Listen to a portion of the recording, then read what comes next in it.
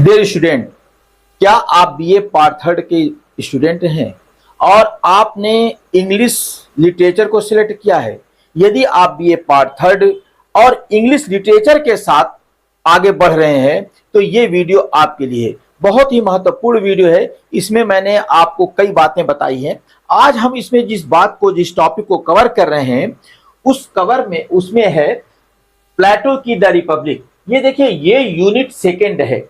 मैं unit first के बारे में आपसे बात कर चुका हूं, उस पे आपको मैंने क्वेश्चन और आंसर भी दे दिया है। इस पे भी आपको क्वेश्चन और आंसर मिलेंगे। यानी कि आप ये जानिए कि सबसे पहले आप इसको समझिए, बहुत कंफ्यूजन होता है इस पेपर में। इसमें सबसे पहले जानिए कि ये सेमेस्टर फिफ्थ होता है और यहां पे देखिए मैंने 2 बार 5 लिखा है। इट मींस इसमें सेमेस्टर 5 में आपके 2 पेपर होंगे।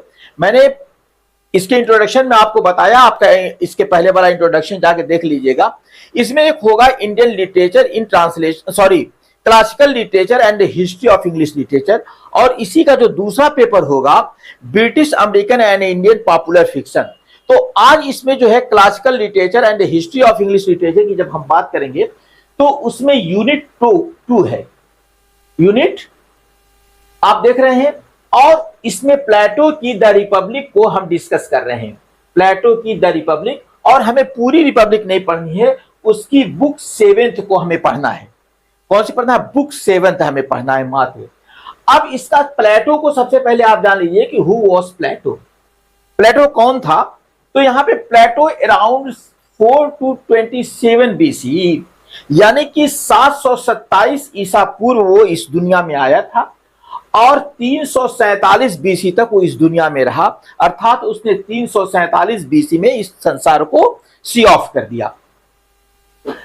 was one of the greatest Greek philosopher, ये एक महान ग्रीक फिलोसफर था।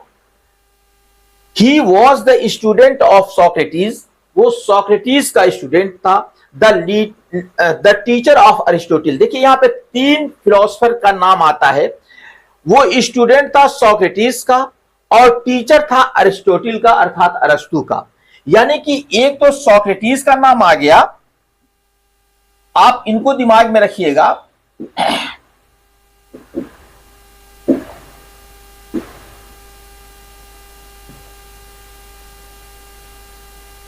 ये सोक्रेटिस और दूसरा जो है अरिस्टोटल, और ये प्लेटो तो ऑलरेडी आपके सर पे बैठे ही हैं। ये 3 महान लोग थे और इन 3 महान लोगों की बताई हुई बातों पर सारा लिटरेचर मूव करता है। तो इसमें प्लेटो की बात आती है। Aristotle he founded the academy, इसी ने अकेडमी इन द एथेंस में इसने एक अकेडमी शुरू किया था, विच इज कंसीडर्ड, जिसे समझा जाता है या सोचा जाता है the first university of the western world. Western world की फर्स्ट यूनिवर्सिटी समझा जाता है।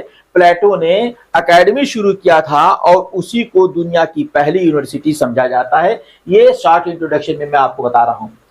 प्लेटो wrote many philosophical works, Plato ने बहुत से फिलोसफिकल दार्शनिक बुक लिखी हैं in the form of dialogue, dialogue के फॉर्म में लिखा है। Where character discuss deep ideas about truth, justice, politics and education. ध्यान दीजिएगा कि लगभग 400 ईसा पूर्व एक ऐसा आदमी पैदा होता है दुनिया में जिसने एजुकेशन को इंट्रोड्यूस किया लोगों को, और वो एजुकेशन आज तक चलती चली आ रही है। तो उसी एजुकेशन के माध्यम से आज पूरी दुनिया में जो भी चीजें आपको दिखाई दे रही हैं तरक्की की, वो सारी चीजें इन्हीं लोगों का एक क्लू है, एक छोड़ा हुआ स्रोत है जिसके माध्यम से हम पहुंच रहे हैं। अगर आपको कुछ परेशानी हो तो थोड़ा सा मैंने इसको हिंदी में भी दे दिया है, इसको भी लिख लीजिएगा और फिर देख लीजिएगा। अब रिपब्लिक बुक 7 का शॉर्ट इंट्रोडक्शन देख लीजिए कि जो रिपब्लिक बुक 7 है इसमें क्या बात है। सिर्फ इसका शॉर्ट इंट्रोडक्शन देखिए। The Republic is Plato's most famous work, Plato की ये बहुत ही मशहूर किताब है, बहुत मशहूर वर्क है। इट डिस्कस जस्टिस, किसको ये डिस्कस करता है? जस्टिस को। The ideal state, Adarsh state की ये बात करता है, आदर्श राज्य की बात करता है। And the role of education, और शिक्षा के महत्व को बताता है कि शिक्षा का क्या रोल है। इसमें दो बातें आते हैं कि इसमें शिक्षा का क्या रोल है। Book 7 is the most well known part because it contains the allegory of the केव। गुफा को इसने एलिग्री ऑफ द केव को, गुफा की जो है ये दी गई है, इसे उपमा दी गई है, गुफा की उपमा दिया गया है इसको, एलिग्री ऑफ द केव। केव के माने जानते हैं होती है गुफा, और गुफा आप बहुत से लोगों ने देखी होगी, हो सकता है आप लोग गए भी हों, मैं तो गया ही हूं गुफा में। लेकिन ये जो है एक देख लीजिए, a story that explains how education takes us from ignorance to knowledge and from illusion to reality. देखिए इस किताब की जो मेन थीम है वो ये है, इसने गुफा की जो बात की है, तो पहले कैदियों को उस जमाने में गुफा में कैद कर दिया जाता था और उनके पीछे जो आग जला दी जाती थी या कुछ और इस तरह के काम कर दिए जाते थे। फिर उसके बाद उसके बीच से लोगों को गुजारा जाता था, जिससे उनको दीवारों पर, उनको केवल दीवारें दिखती थी और दीवारों पे उनके प्रतिबिंब आते जाते हुए दिखाई देते थे। तो यही उनकी दुनिया थी। तो उसी को ये किया है, उसी को इसने उपमा दिया है, गुफा को उसने उपमा के रूप में प्रयोग किया है। तो ये क्या कर रहा है, a story that explains how education takes us from ignorance to knowledge. किस तरीके से हमें अज्ञानता से हमें नॉलेज की तरफ लेके जाता है, and from illusion to reality, और हमें भ्रम से वास्तविकता की तरफ लेके जाता है। कहना यह चाहता है कि अगर हम एजुकेशन प्राप्त करते हैं तो एजुकेशन के माध्यम से हम कहां पहुंचते हैं। दो चीजें इसने इसमें बताया है। Education takes us from ignorance, education हमें जो है इग्नोरेंस जो है, शिक्षा हमें अज्ञानता से ज्ञान की तरफ लेके जाती है, टू नॉलेज। इग्नोरेंस के माने होता है नजरअंदाज करना, यहां पे है अज्ञानता।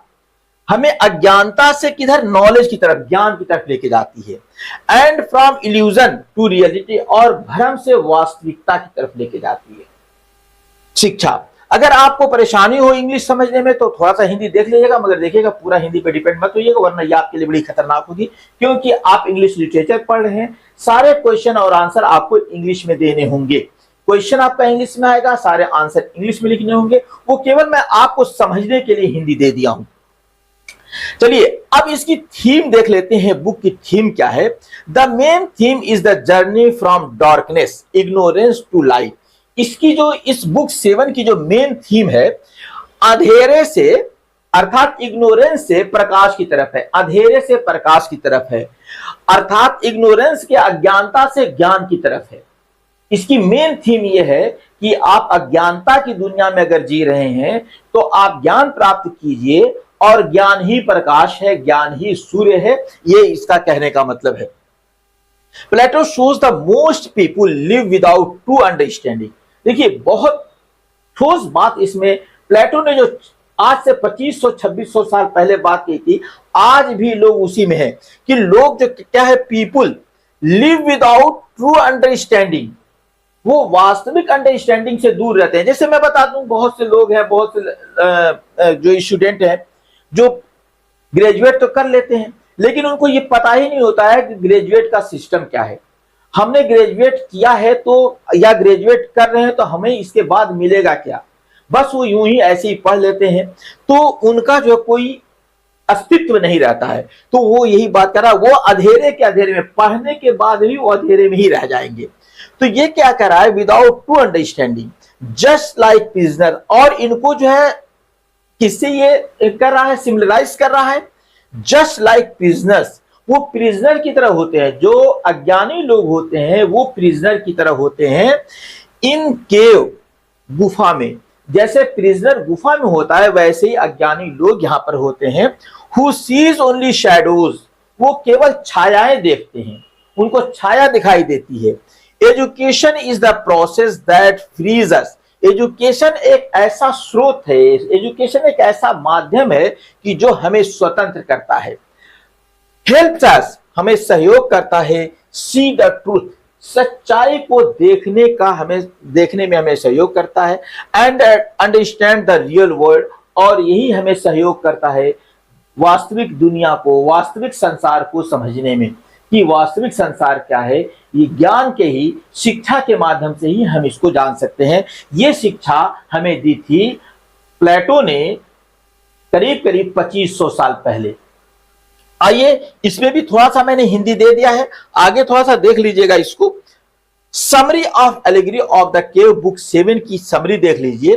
प्लेटो ask us to imagine a group of prisoners in a dark cave since birth.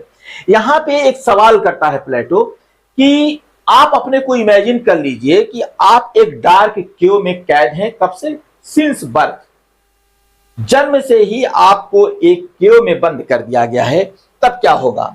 They are chained and can only look at the wall in front of them. और उनका मैटर क्या है कि वो लोग उसमें बंधे हुए हैं। आप अपने को बंधा हुआ महसूस कर लीजिए, और फिर उसके बाद आपको क्या दिखाई देगा? दिखाई देगा केवल wall in front of them, और आपके सामने केवल दीवारें दिखाई देंगी, nothing else. Behind them is a fire, और उनके पीछे आग है। And between the fire and the prisoner, और फायर और प्रिजनर के बीच में क्या होता है? पीपुल पास कैरिंग ऑब्जेक्ट्स, लोग सामान लेके आ जा रहे हैं। उनको ऐसा समझाया जा रहा है। The prisoner sees only the shadow, prisoner क्या करते हैं? उन्हें केवल शैडोज दिखाई दे रही हैं। किसका? Of these objects on the wall, and believe the shadows are reality, और उसी को वो वास्तविक समझते हैं। अगर हम शिक्षा प्राप्त नहीं करते हैं तो जो हमारे सामने आएगा हम उसी को सही समझेंगे, वही हमें दुनिया बताएगी कि यही हमारा संसार है। तो वो इसी बात को कह रहा है कि ये अज्ञानता जो है ये उस कैदी की तरीके से है जिसको किसी गुफा में कैद कर दिया गया हो और उसके पीछे आग जला दी गई हो, और उसके पास से कुछ जो है लोगों को सामान लेके वो आ जा रहे हैं, और उनकी शैडो दीवार पे वो देख रहा है, और शैडो को देख करके वो ये समझता है कि यही दुनिया है, जबकि दैट इज शैडो। शैडो के माने आप ये जान लीजिए, शैडो मीन्स नथिंग, छाया है, केवल छाया है। जैसे ही वहां से कुछ हटेगा वो सारी छाया खत्म हो जाएगी। शैडो का एक कॉन्सेप्ट ये भी है, shadow means nothing. One day a prisoner is freed, और एक दिन होता यह है कि उसमें से एक कैदी स्वतंत्र हो जाता है। At first light hurts his eyes, पहले तो जब वो आता है, केव के बाहर आता है, तो बाहर जो सूरज की रोशनी होती है उसको हर्ट करती है, परेशान करती है, उसकी आंखें चौधिया जाती हैं। Hurts his eyes and feel confuse, और उसे पूरी तरह कंफ्यूज हो जाता है, उसे कुछ दिखाई नहीं देता है। बट होता क्या है? At first light hurts his eyes and feel confuse, slowly, मतलब धीरे धीरे ही understand that the shadow were just illusion. फिर वो समझता है कि जो शैडो मुझे दिखाई दे रही थी वो शैडो क्या थी? वो केवल एक भ्रम थी, भ्रम के अलावा कुछ नहीं था। फिर उसके बाद when he leaves the cave he sees the real world, जब वो उस केव से निकलता है, अर्थात अज्ञानता के अंधेरे से निकलता है, तब उसे सही दुनिया दिखाई देती है, रियल वर्ल्ड दिखाई देता है। और क्या दिखाई देता है उसमें? जब वो रियल वर्ल्ड देखता है तो the sun, trees, people, animals. ये देखिए यहां पे चार चीजों को, सूरज, ट्रीज, पीपुल, एनिमल्स, ये सारे लोग शिक्षा और ज्ञान के जो है एक जो सिमिलरिटी के फॉर्म में दिखाया गया है, उसने उपमा के रूप में इनको प्रयोग किया है, सिमिली के रूप में ये किया है। तो ये क्या कह रहा है कि ये सूरज है, ट्रीज है, पीपुल है, एनिमल्स है, ये चीजें दिखाई देती हैं। He realized that the sun is the source of all life and truth. उसको ये पता लगता है कि सूरज से ये सोर्स है, किसका? Sun is the source of all life, पूरे जीवन का ये एक सोर्स है, स्रोत है, और ये ट्रुथ है, ये वास्तविकता का भी एक सोर्स है। नेक्स्ट इसमें बात आती है when he returns to tell the other prisoner, जब वो आता है और ज्ञान की बातें इनको बताता है तो क्या करता है? They refuse to believe him, जब भी दुनिया में ज्ञान की बात किसी ने बताई है तो सबसे पहले उसको रिफ्यूज कर दिया गया, no no no, that is not right, क्योंकि सब लोग भ्रम की दुनिया में जी रहे थे। तो इसने कहा कि believe him, refuse to believe him and prefer to stay in the dark, और वो उसी अंधेरे में रहने को महत्व देते हैं कि नहीं, हम यहीं रहेंगे, यही हमारा जीवन है, हम इसी पर जीवन व्यतीत करेंगे। अब जब बात आ जाती है, देखते हैं प्लेटो, हमें इसकी भी हिंदी देख लीजिए पूरी थोड़ा सा, फिर उसके बाद यहां पे मोरल बात कर रहे हैं कि इसमें क्या मोरल दिया हुआ है। Plato's message is that most people are happy with illusion and avoid the truth. कहता कि आज संसार में आज भी लोग जो हैं वो क्या करते हैं कि अंधेरे में जी रहे हैं, उनको वास्तविकता का ज्ञान ही नहीं है और उन्हें वास्तविकता का ज्ञान दिया भी नहीं जाता है। ये एक बहुत बड़ी सच्चाई है कि उन्हें ज्ञान, सच्चाई का ज्ञान दिया भी नहीं जाता है कि वास्तविकता क्या है, उन्हें हमेशा अंधेरे में रखा जाता है। तो ये कहता है कि Plato's message is that most people are happy with the illusion, illusion means भ्रम, एंड अवॉइड द ट्रूथ, और सच्चाई को वो लोग अवॉइड करते हैं, because it can be difficult to accept, क्योंकि वास्तविकता को स्वीकार करना बड़ा मुश्किल होता है। सच्चाई जो सच बात बड़ी मुश्किल से, आज कहा भी जाता है सच कड़वा होता है, तो इस कड़वी चीज को खाना, करेला खाना बड़ा दुश्वार है, वो भी कच्चा, तो वो बहुत ही डिफिकल्ट है। Education is a painful but necessary process, education बहुत ही तकलीफ देने वाली है, लेकिन ये एक नेसेसरी प्रोसेस है, इसे ये आवश्यक जो है ना, कठिन है, लेकिन जो है ये एक जरूरी प्रोसेस है। प्रोसेस के माने प्रक्रिया, आपको एजुकेशन से, ज्ञान के रास्ते से गुजरना ही होगा, भले ये टफ है लेकिन आपको इससे गुजरना ही होगा। Necessary process that opens our eyes, जो हमारी आंखों को खोल देता है। हमें लगता है कि हमारी आंखें खुली हुई हैं, हमारी आंख पे लिड होती है, ढक्कन होता है, वो बंद है, तो हम समझते हैं कि सुबह में उठे तो हमारी आंखें खुले, बट इन फैक्ट ये आंख का खुलना नहीं है। आंख का खुलना जब आप चीजों के बारे में, आप संसार के बारे में ज्ञान प्राप्त करते हैं, वो ज्ञान होता है और उस ज्ञान को ही खुली हुई आंख माना जाता है। Philosophers must search for truth and guide others, जो ये फिलोसफर्स होते हैं वो कह रहा है कि फिलोसफर्स को वास्तविकता को तलाश करना चाहिए और गाइडेंस, और दूसरों को बताना भी चाहिए, even if they face rejection, हालांकि उनको रिजेक्ट कर दिया जाता है तब भी उन्हें इसको बताना चाहिए लोगों को। तो ये चीज थी। अब इस पर आप देख लीजिए, कुछ क्वेश्चंस हैं, प्लेटो की द रिपब्लिक पे बुक पे है। क्वेश्चन 1 है, explain Plato's allegory of the cave in your own words. उसने जो एलिगरी यूज किया है, जो उपमा का प्रयोग किया है, उसको आप अपने शब्दों में प्रयोग कीजिए। मैं इसे पढ़ाऊंगा नहीं, आप इसको देख लीजिए, स्क्रीनशॉट ले लीजिए या वीडियो रोक करके देख लीजिए। फिर इसमें दूसरा क्वेश्चन होता है, what is the main theme of the Republic book 7। इस पर भी मैंने एक क्वेश्चन दे दिया है, इसको भी आप पढ़ लीजिए। तो दोस्तों, इस पे मैंने 2 क्वेश्चन आपको दे दिए थे, ये 2 क्वेश्चन आप लोग देख लीजिए और इन 2 क्वेश्चन पे आप सेटिस्फाइड हो जाइए। अगर आपको कोई और क्वेश्चन दिमाग में हो तो वो मेरे कमेंट में लिखिएगा, और जब कमेंट में लिखेंगे तो मैं और भी क्वेश्चन आपको दे दूंगा, उसकी पीडीएफ आप अपलोड कर दूंगा चैनल पे, आप वहां से उसे लोड करके उसका प्रिंट आउट निकाल लीजिएगा या खुद अपने मोबाइल में उसे अध्ययन कर लीजिएगा। तो दोस्तों, इस तरीके की वीडियोस के लिए, और अगर वास्तव में आप पढ़ना चाहते हैं, इंग्लिश लिटरेचर की विद्यार्थी हैं और आप वास्तव में एक अच्छे ज्ञानी बनना चाहते हैं, तो मेरे चैनल को सब्सक्राइब कर लीजिएगा, बेल आइकन दबा दीजिएगा। आपको ज्ञान की सारी किताबें, सारी टॉपिक्स आपको यहाँ पे मिलते रहेंगे। मिलते हैं अगले वीडियो में।